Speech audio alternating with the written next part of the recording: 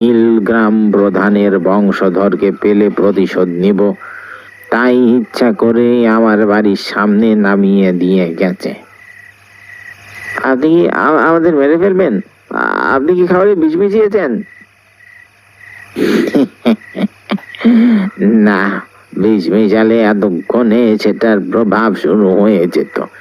তোমাদের আমি কিছু করব না। আমি চাই দুই গ্রামের মধ্যকারী রাগারাগি আর হিংসেটা বন্ধ হোক।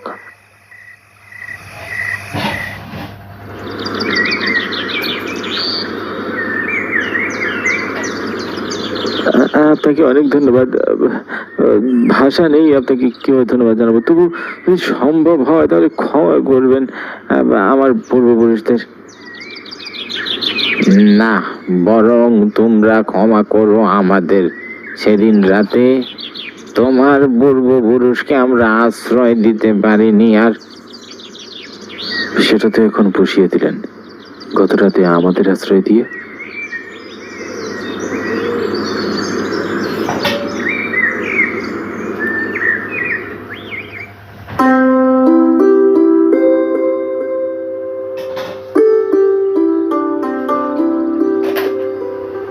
অন্যবারের তুলনায় এবারে শীতটা বেশ জাঁকিয়ে পড়েছে।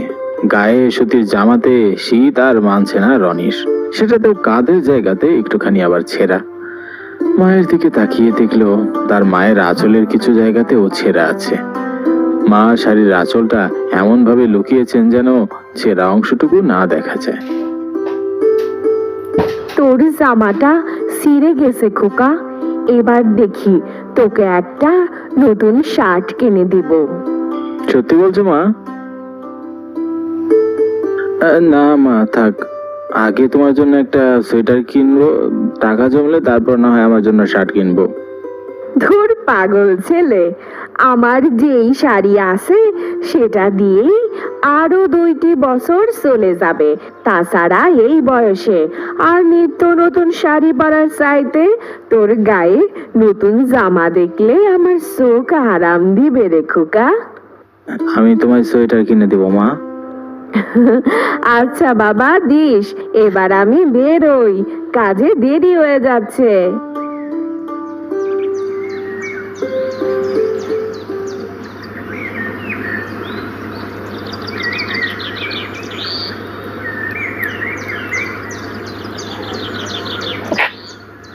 কানু রনির বয়সেরই একজন ছেলে।